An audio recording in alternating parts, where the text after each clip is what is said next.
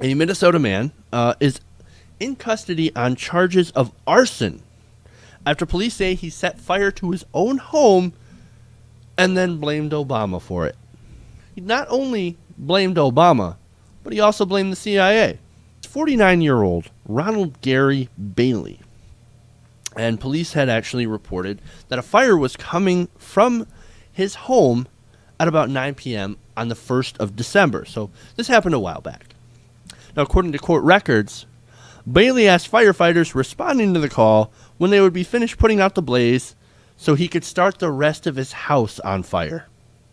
After the firefighters put out his home, Bailey explained that you should know you did this. The CIA implanted a computer in my brain and my body. What do I have to do? How big of a bomb do I have to build before police respect me? This is according to court documents.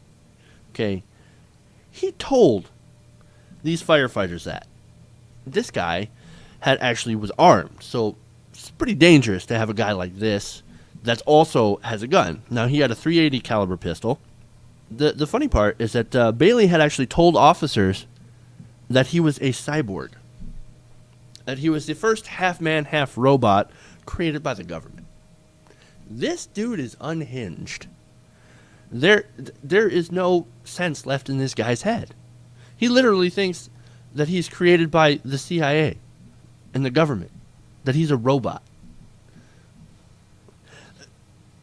And that he blamed Obama for pushing the buttons to make him burn down his own house. How crazy can you get?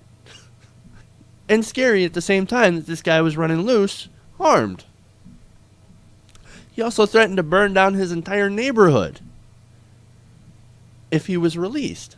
This guy is really asking for a mental evaluation. He's asking to get locked away because he is clearly a present danger to everyone around him and himself.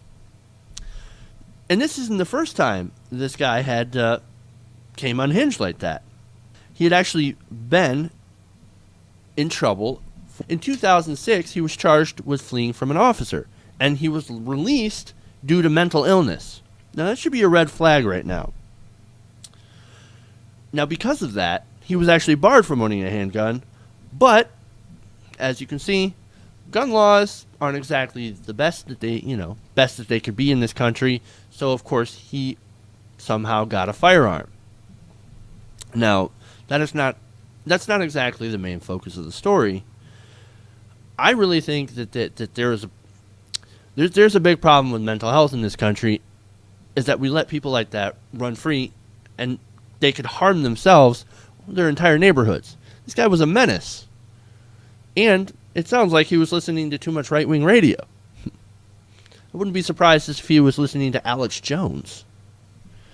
But that's the problem with mental health here in this country, is that ever since Reagan basically got rid of all the mental health facilities, we've had problems with people like this basically being able to run around and do whatever they want. And like I said, this guy was caught before and released because they couldn't do anything with him. They couldn't actually put him in a place where he belongs because there are no such places available. So you really got to think that we need to do something with mental health in this country, and we got to do it fast. And we should have been doing it all along.